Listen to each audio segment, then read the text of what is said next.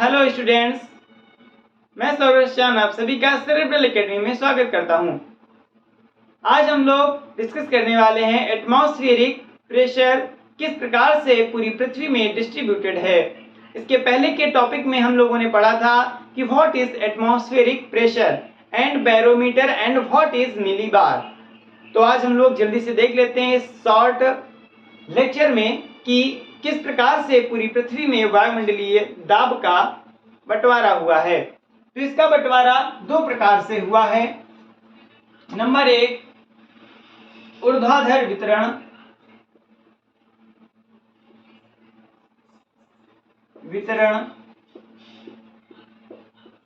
Number 2, क्षैतिज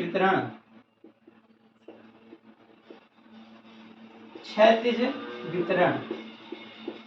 अच्छा, देखिए क्या होता है ऊर्ध्वाधर वितरण। जो ऊर्ध्वाधर वितरण है इसमें क्या होता है, बेसिकली ऊर्ध्वाधर यानी कि लंबवत, है ना, ऊंचाई ऊपर की तरफ। अच्छा, ये माना जाता है कि जैसे हम ऊंचाई की तरफ बढ़ते हैं, ऊपर की तरफ बढ़ते हैं, तो जो एटमॉस्फेरिक प्रेशर होता है वो लो होने लगता है। क्या होने लगता है? लो होने लगता है, कम होने लगता है। कहां पर? ये देखते हैं हम क्षोभ मंडल में। क्षोभ मंडल में ऐसा माना जाता है कि जब हम प्रत्येक 300 मीटर की ऊंचाई पर जाते हैं, प्रति 300 मीटर्स की हम हाइट पे जाते हैं, तो 34 मिलीबार की गिरावट होती है। जो वायुमंडल प्रेशर होता है एटमॉस्फेरिक प्रेशर में, यानी 300 मीटर की ऊंचाई पर जाने पर, किसमें? क्षोभ मंडल में।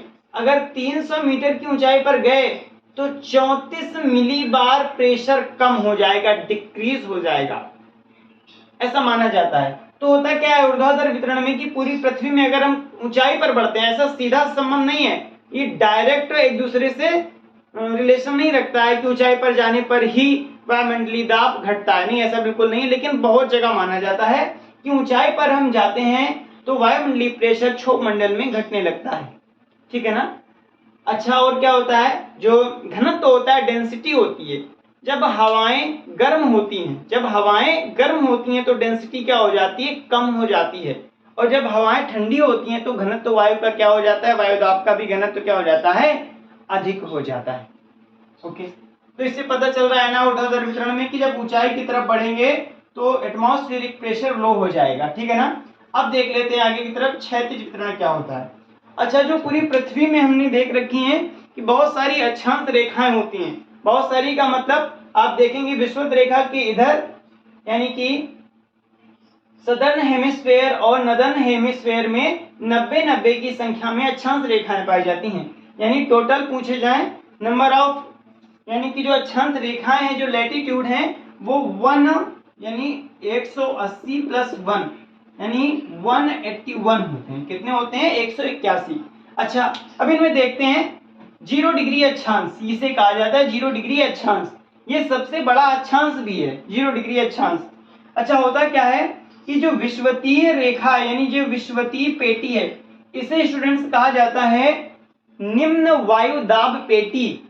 इसके पहले के लेक्चर में हमने निम्न वायुदाब और उच्च वायुदाब आपको बताया है। अब भी देखिए फिर से, क्यों निम्न वायुदाब इसे कहा जाता है, इसे एक और नाम से जानते हैं, डोल ड्रम के नाम से जानते हैं। डोल ड्रम क्यों जानते हैं, इसको भी समझिए।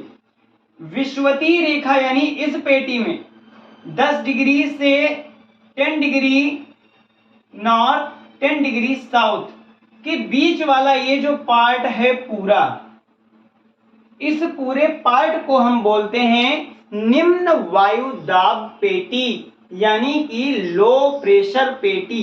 क्यों कहते हैं? क्योंकि यहां पर वर्ष भर सूर्य की जो किरणें होती हैं वो सीधा पड़ती हैं, गर्मी ज्यादा होती है, यानी कि यहाँ पर जो मौसम होता है, यानी कि जो हवाएं होती हैं वो कैसी होती हैं? हीट होती हैं, गर्म होती हैं। गर्म होने के बाद क्या होती हैं? जो हवाएं होती हैं वो ऊपर की तरफ उठती हैं, और इस जगह, इस खाली जगह को भरने के लिए ये उपोष्ण उच्च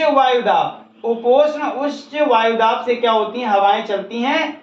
और इधर देखिए, उपोष्ण उच्च वायुदाब एक इधर है यानी नॉर्थ साइड, और एक है साउथ यानी कि नदर्न हेमिस्फेयर और सदर्न हेमिस्फेयर के दोनों तरफ से।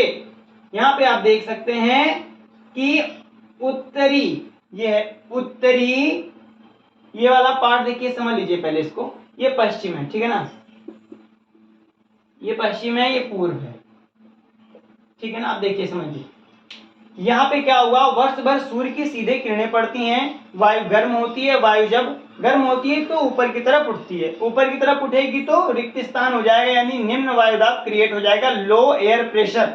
इसको भरने के लिए उपोष्ण उच्च वायुदाब, यहाँ पे उच्च वायुदाब होता है, ठीक है ना। उपोष्ण उच्च वायुदाब से क्या होती हैं, जो हवाएं होती हैं वो किधर की तरफ मूव करती हैं, विषुवतीय पेटी की तरफ मूव करती हैं, इस पेटी की तरफ मूव करती हैं। और दिशा कैसी होती है, इनकी दिशा होती है पश्चिमी दिशा होती है। कैसी दिशा होती है, पश्चिमी दिशा होती है।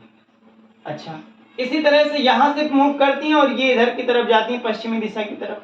इन हवाओं को पूर्वैया भी बोला जाता है, भाषा में सुने होंगे ना आप, पूर्वाई चल रही है तो इन हवाओं को पूर्वाई भी कहा जाता है, ठीक है ना। क्यों, क्योंकि ये क्या होती है, पूर्व दिशा से पश्चिम दिशा की तरफ मूव करती है। इधर पूर्व है तो पूर्व दिशा से पश्चिम दिशा की तरफ मूव करती हैं। तो ये बात आपको समझ में आ गई होगी कि विषुवतीय पेटी को कहते हैं निम्न वायुदाब, यानी कि कहां से कहां तक होती है, 0 डिग्री साउथ से 0 डिग्री नॉर्थ तक। इसके बाद क्या होता है स्टूडेंट्स, फिर एक दूसरी पेटी होती है, यहाँ पे आप देखिए 23.5 डिग्री उत्तर से 23.5 डिग्री उत्तर अक्षांश में और फिर देखिए 35 डिग्री तक यहाँ पर ये पाया जाता है, कौन सा, उपोष्ण वायुदाब। और ठीक इसी के तरीके ही नीचे भी पाया जाता है, यानी कि सदर्न हेमिस्फेयर में 23.5 डिग्री से 35 डिग्री तक यहाँ पे होता है उपोष्ण उच्च वायुदाब। अच्छा, क्या होता है यहाँ पर भी समझ लीजिए, यहाँ पर हम लोग पढ़ने वाले हैं कॉरियोलिस फोर्स, यानी कॉरियोलिस बल क्या होता है, इसको समझ लीजिए। अच्छा, होता क्या है कि यहाँ पे निम्न वायुदाब हुआ, यहाँ से हवाएं सब यहाँ आई, ठीक है ना, यानी आप देख सकते हैं उत्तर पूर्व से हवाएं दक्षिण पश्चिम की तरफ आती हैं उत्तरी गोलार्ध में।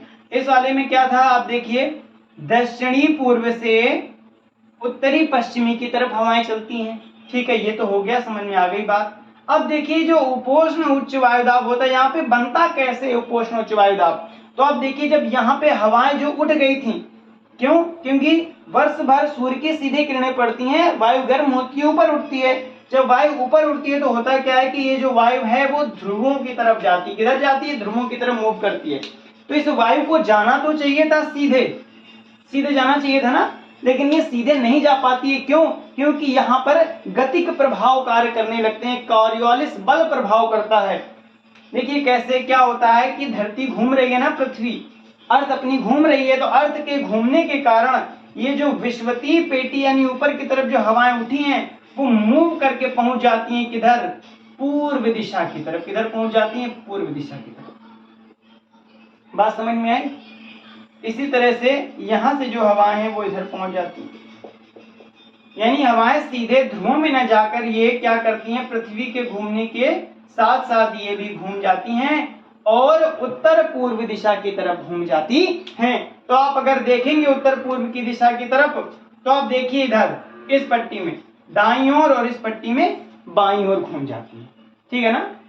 तो ये उपोष्ण उच्च वायुदाब है। अब ये देख लीजिए उपध्रुवीय निम्न वायुदाब। उपध्रुवीय निम्न वायुदाब कैसे बनता है, उपोष्ण उच्च वायुदाब की जो वायु होती है वो आगे की तरफ बढ़ती है और ध्रुवों से वायु इधर आगे की तरफ बढ़ती है। यहाँ पर क्या होता है, शीतोष्ण चक्रवात बन जाते हैं।